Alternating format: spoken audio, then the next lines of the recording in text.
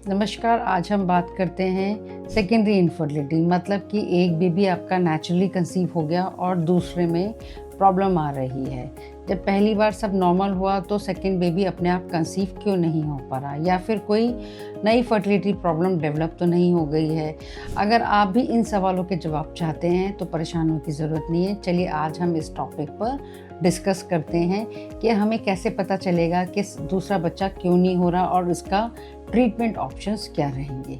नमस्कार, मैं डॉक्टर निधि शर्मा हूँ, क्रिस्टल फर्टिलिटी एंड आईवीएफ से। आज हम बात करेंगे कि सेकेंड इनफर्टिलिटी क्या होती है और ये पहला बेबी अगर नेचुरल हो गया है उसके बाद भी ये क्यों नहीं हो पा रहा है, क्या उनके कारण हो सकते हैं और उस कारण के क्या ट्रीटमेंट हो सकते हैं, ऑप्शन क्या पॉसिबल हैं। तो क्या बिना आईवीएफ के प्रेगनेंसी आ सकती है? और अगर आपको अच्छा लगे तो आप ज़रूर देखिए, पूरा वीडियो कंप्लीट होने तक देखिए। तो अगर किसी कपल की पहले नेचुरली एक बेबी आ चुका है और वो ट्राई कर रहे हैं और कुछ ट्रीटमेंट भी लिए, उसके बाद भी उनको प्रेगनेंसी नहीं हो रही, तो इसे सेकेंडरी इनफर्टिलिटी कहा जाता है। अगर फीमेल की एज 35 ईयर्स उससे ज़्यादा है और 6 महीने हो चुके हैं तो वो एक फर्टिलिटी स्पेशलिस्ट से मिलना चाहिए और अपने ट्रीटमेंट और कॉज को कराना चाहिए। बहुत से कपल को लगता है कि पहले बेबी तो आराम से हो गया तो दूसरा भी इजीली हो जाएगा। ऐसा नहीं है। अगर आपको कोई प्रॉब्लम आ रही है तो आपको एक डॉक्टर से एक कंसल्टेशन ज़रूर लेनी चाहिए।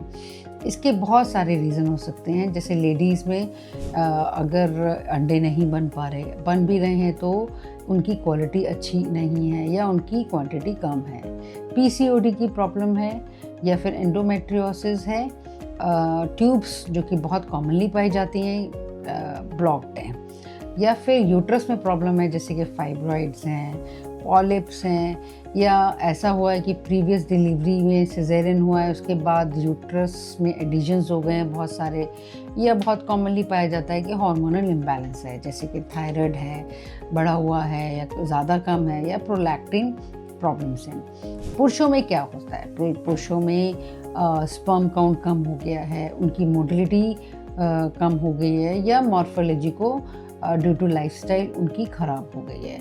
अब लाइफस्टाइल फैक्टर्स जो होते हैं वो स्पर्म की क्वालिटी को ख़राब कर देते हैं, जैसे कि वेट गेन होना, बहुत देर तक अपना बैठे रहना, पुअर स्लीप होना, अल्कोहल लेना और स्मोकिंग करना, या फिर इस दौरान उनको डायबिटीज़ हो गई है तो उससे स्पर्म की क्वालिटी ख़राब हो जाती है और क्वांटिटी भी कम हो जाती है।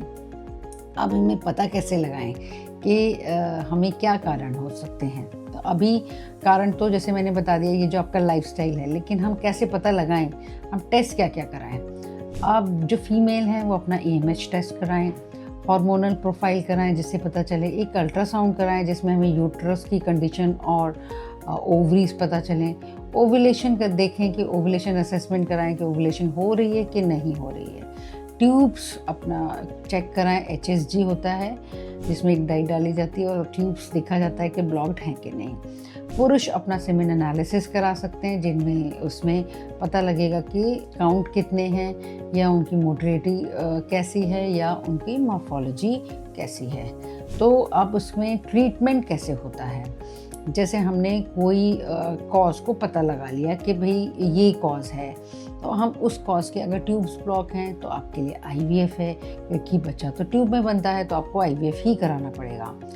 और अगर लाइफस्टाइल प्रॉब्लम है तो लाइफस्टाइल आपको इम्प्रूव करना पड़ेगा, वेट है तो कम करना पड़ेगा, स्ट्रेस को कम करना पड़ेगा, बैलेंस डाइट लेनी पड़ेगी और अल्कोहल और स्मोकिंग को बंद करना पड़ेगा।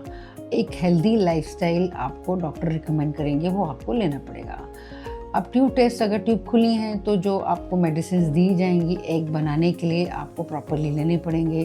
फ्रीक्वेंट अल्ट्रासाउंड कराने पड़ेंगे, जैसे साइकिल मॉनिटर करने के लिए कि एग बन रहा है कि नहीं। एग बन गया है तो उसको अपने आप रप्चर हो रहा है कि नहीं। अगर रप्चर नहीं हो रहा है तो मेडिसिन दी जा रही है, इंजेक्शन लगाया जा रहा है रप्चर होने के लिए। और फिर कोहैबिटेट करने के लिए आपको डॉक्टर ने बोला है कि आप कोहैबिटेट करो और ट्राई करो। अगर AMH कम है या कि एग रिज़र्व कम है, जैसे मैंने पहले बताया कि ट्यूब्स ब्लॉक्ड हैं, या हस्बैंड में बहुत ख़राब क्वालिटी के स्पर्म्स हैं, या मोटिलिटी कम है, या काउंट कम है, तो IVF आपको डॉक्टर रिकमेंड करेंगे। अब IVF में भी कि आपको अगर IVF की ज़रूरत पड़ती है तो एक IVF साइकिल जनरली आपको टाइम लगती है, 4 से 6 हफ्ते में एक साइकिल कंप्लीट होती है। इसलिए ये टाइमलाइन जो इम्पॉर्टेंट है कि 4 से 6 हफ्ते आपको एक IVF में लगेंगे। अब प्रेगनेंसी के चांसेस किन फैक्टर पे डिपेंड करते हैं? सेकेंडरी इनफर्टिलिटी में प्रेगनेंसी के चांसेस फीमेल एज पर डिपेंड करते हैं। उसकी जैसे जैसे एज बढ़ती है उसकी चांसेस प्रेगनेंसी के कम होते जाते हैं। क्यों? क्योंकि एग रिज़र्व कम है, क्वालिटी ख़राब हो जाती है, हेल्दी एग्स नहीं प्रेगनेंसी अपने आप दे पाते। ऐसे ही पुरुषों में है, अगर उनकी एज है तो स्पर्म क्वालिटी ख़राब हो जाती है, क्वांटिटी ख़राब हो जाती है, जिससे कि वो फर्टिलाइज़ नहीं कर पाते हैं। यूट्रस जैसे ट्यूब्स अगर बंद हैं, ट्यूब ख़राब हो चुकी हैं, यूट्रस में कोई प्रॉब्लम डेवलप हो गई है। अब इसका जैसे अर्ली डायग्नोसिस जितना जल्दी कर लें, बहुत लंबा वेट नहीं करना है। आप अपने फर्टिलिटी स्पेशलिस्ट से मिलिए और अपना ट्रीटमेंट प्लान करिए। अब इसमें मिथ होते हैं कुछ लोगों को कि पहला बेबी तो अपने आप हो गया था तो दूसरा बेबी भी अपने आप हो जाएगा।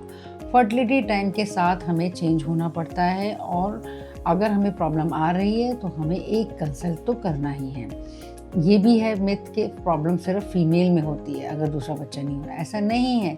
पुरुषों में भी धीरे धीरे एज के साथ प्रॉब्लम आ सकती है।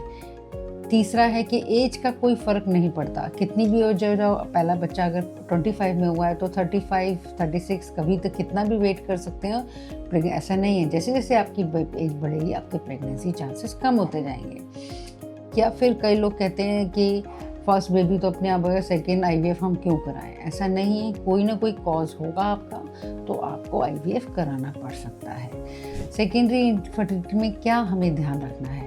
प्रेगनेंसी अगर हमें सेकेंड चाहिए तो हमें अपने जो टाइम 35 से एज हो गई है और 1 साल से ट्राई कर रहे हैं या 6 महीने से ट्राई कर रहे हैं, उनको कंसल्ट करना चाहिए।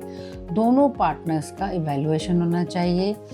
जैसे आपको बताया कि लाइफस्टाइल में आपको अपने चेंजेस करने चाहिए। सही डायग्नोसिस सही टाइम पर अगर हो तो प्रेगनेंसी आ सकती है।